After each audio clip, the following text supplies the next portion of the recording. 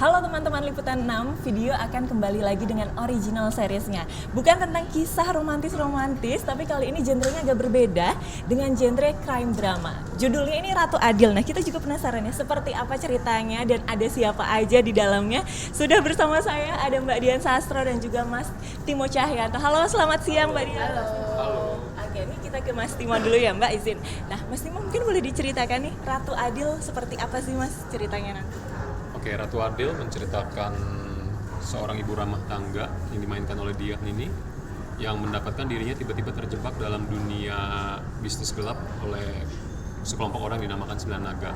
Dan dia ternyata menyadari bahwa ayahnya juga terlibat dan keterlibatan ayahnya itu membahayakan keluarganya Lasha yang dimainkan Dian ini. Jadi di sini kita melihat perjuangan Lasha yang tadinya terasa terancam dalam bahaya dan akhirnya dia mulai bangkit untuk melawan saingan-saingan ayahnya ini. Nah kan kalau saya lihat juga persiapannya ini katanya dari 2019, betul ya Mas? Apa persiapan khususnya sampai akhirnya bisa digarap dan rampung? Oke, jadi original story-nya itu kita develop dengan Sigi Wimala. Waktu itu dia mempunyai konsep bagaimana kalau di dunia Sembilan Naga ini kita ceritakan dari sudut pandang seorang perempuan, dan menurut saya itu ide yang sangat bagus. Jadi akhirnya kita develop terus. Kita akhirnya membuat sebuah cerita fiksi di mana para Sembilan Naga ini menguasai dunia bisnis Indonesia, dan akhirnya kita mempunyai goal, oke, kita harus mempunyai karakter perempuan yang sangat kuat nih, dan nama Dian Sastro sudah kita mulai desas-desuskan. Cuma kita lagi nyari waktu yang tepat.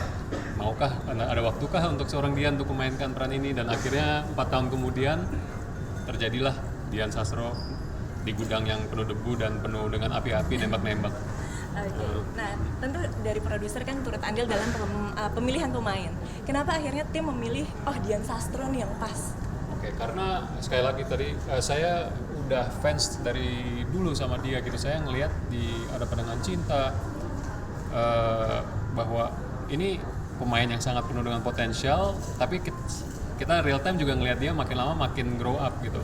Makin dari seorang anak-anak menjadi seorang ibu dan segala macam, dan saya rasa in a way, saya udah sangat kenal versi fiksi seorang Dian ini. Bagaimana kalau kita develop lagi menjadi seorang yang sekarang mempunyai dark side, tapi juga keras, tapi juga mempunyai itikat yang baik sebenarnya untuk keluarganya. Dan menurut saya dia yang tepat buat main ini.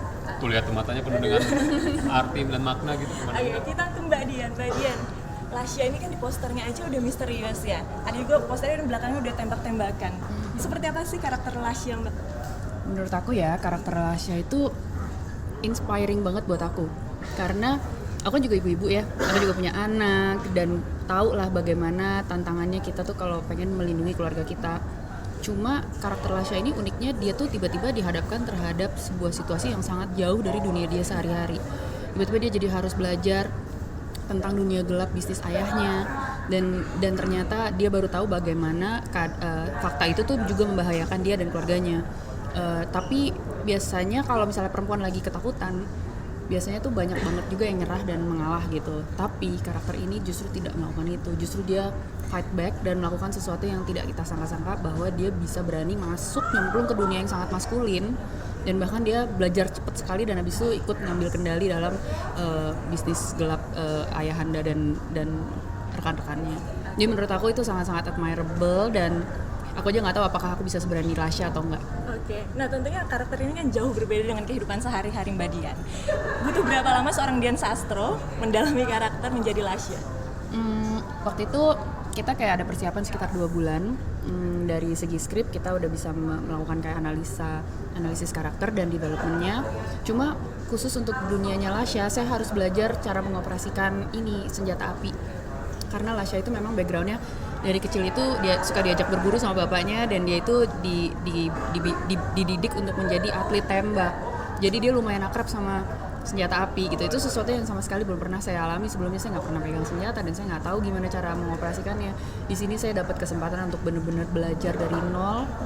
Dan juga kemudian saya juga harus melakukan adegan action yang memerlukan latihan yang cukup rigorous secara fisik. Jadi memerlukan ketabahan mental untuk selalu mau mencoba kembali. Okay.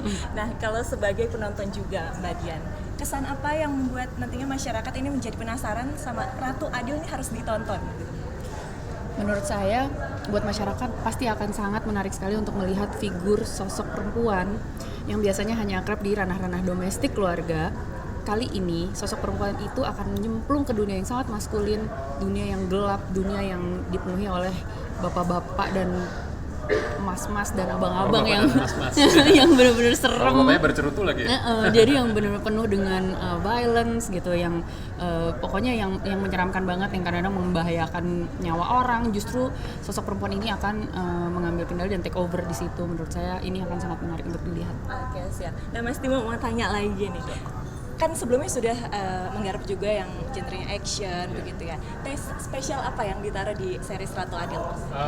Kalau ini spesialnya ya sekali lagi, kalau kita bilang ini action mungkin nggak 100% tepat. Kita justru ada bumbu actionnya yang sangat kuat, tapi pada akhirnya ini lebih memasuki ranah suspense dan thriller gitu, dimana seorang perempuan yang dunia yang sangat berbeda tiba-tiba harus masuk seperti yang kalian kata Dian gitu, dunia yang maskulin. Dan apalagi di sini musuhnya itu bukan musuh yang obvious, musuh yang belak-belakan, justru musuhnya itu kadang-kadang adalah teman-temannya sendiri, di mana mereka itu di suatu acara bisa tiba-tiba mereka saling senyum, saling berselamatan, tapi di sisi lain di belakang mereka juga mencoba saling nusuk gitu, dan itu buat saya plus point banget gitu. Itu belum pernah kita lihat di series-series di sini. Oke, baik. Terima kasih untuk waktunya Mas Timo Cahyanto, Mbak Dian Sastrowardoyo. Pada penasaran sama saya ini juga jadi penasaran, tambah penasaran.